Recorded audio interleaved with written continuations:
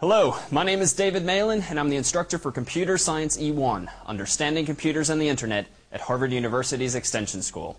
You're watching one of our videos of the week. For more such videos or information about this course, visit us on the web at computerscience1.org. Enjoy the show.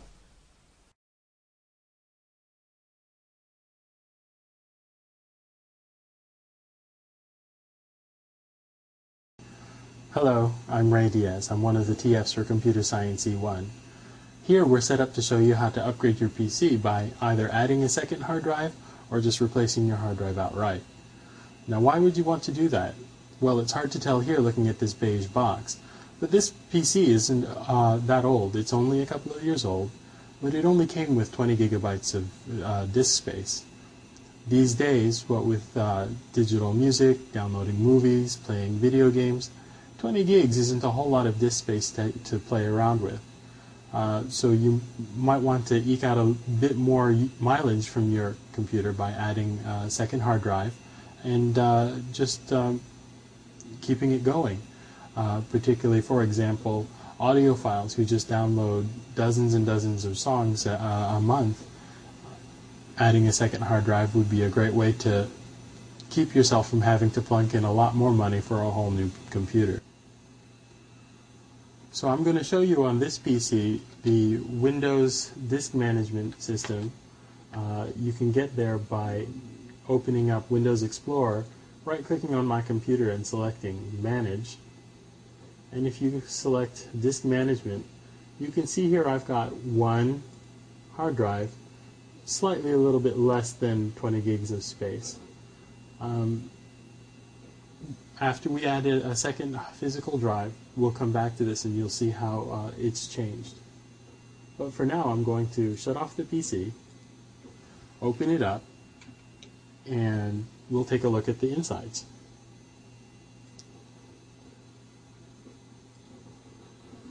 Now, as this is shutting down, I'd like to mention that safety purists would say whenever you're working with the internals of a computer, it's best to use an anti-static wrist strap so that you're grounded.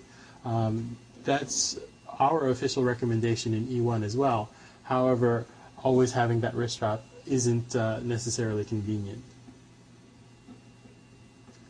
So while this is shutting down, I'll take off the front cover as well. On this particular model, it's just as simple as undoing the thumb screws and sliding off the cover just so. Always unplug your computer before touching anything inside, and it's a good idea to ground yourself by touching the power supply. Here inside, connected to the motherboard, is this piece of IDE ribbon that goes from the motherboard to the back of the hard drive. Let me take off the front bezel as well, and you'll be able to see at least the front of the hard drive, which is right here. Again, this model is going to be a little bit different from other models. In other videos, we showed you the anatomy of a PC with an IBM, but in spirit, they're all pretty much the same. So as you can see from this angle, our hard drive is right here. It's connected with this IDE ribbon in the back here and with the power cord right here. Unfortunately, this particular IDE ribbon has only one connector and can only support one hard drive. So sometimes what you need to do is get a second IDE ribbon, a replacement IDE ribbon that has two connectors to support multiple hard drives. So I'm just going to pull this straight up and replace it with this unit.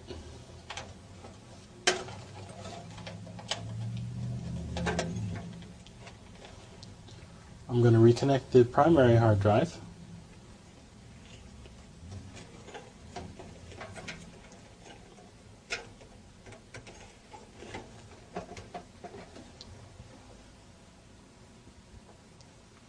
And get my secondary IDE drive ready.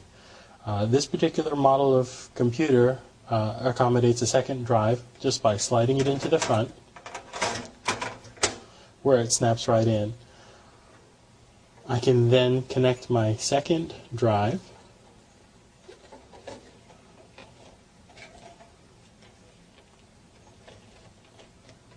to the motherboard with the IDE ribbon and to the power with the multicolored cord. And there you have it.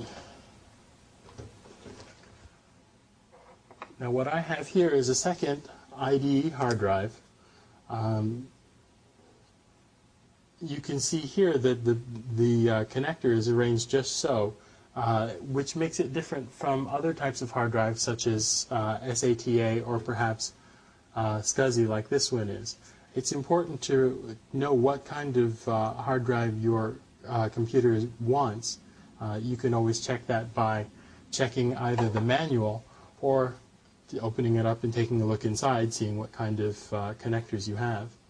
I'm going to plug it back in.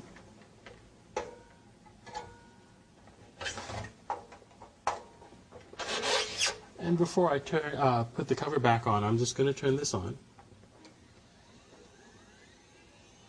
And just to verify that I've plugged everything in tightly and secured everything the way it's supposed to go, I'm going to watch the computer post and make sure it comes up cleanly.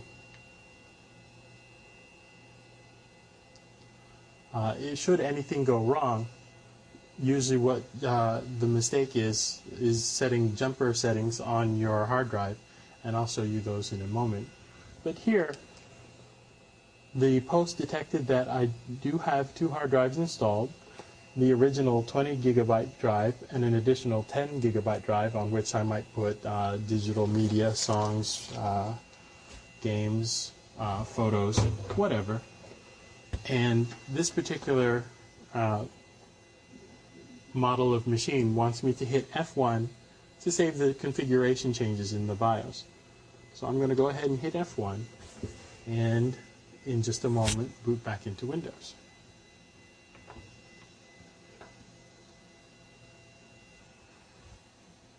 So while we're waiting for Windows to come up, here on this other hard drive you can see this little plastic tab here connected to these tiny little pins. This is an example of a jumper. If I turn this sideways, you can see labeled here the jumper settings: master, slave, and cable select. If this jumper were set to master,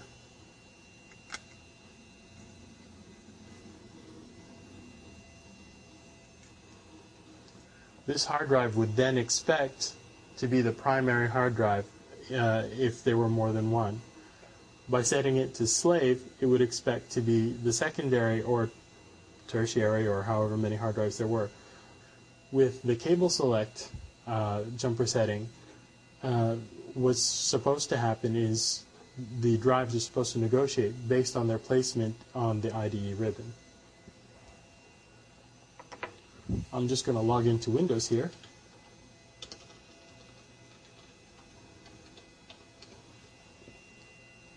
And then when we go back to the disk management console, we'll see a few changes.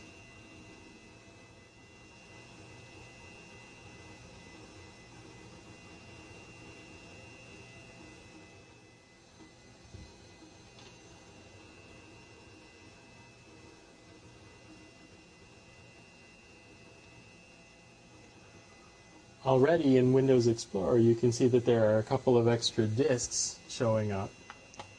If I right-click my computer, go back to Manage, and Disk Management, you'll see here that a second physical disk with two partitions, this disk happened to be already partitioned, are showing up in my disk management. I can repartition these into one big disk, but for now we just wanted to have two separate drives to add to the machine for storing our stuff and just increasing the capacity in general. If I wanted to erase these for whatever reason, I could do so merely by right-clicking and deleting the drive. And again, right-clicking and deleting the partition.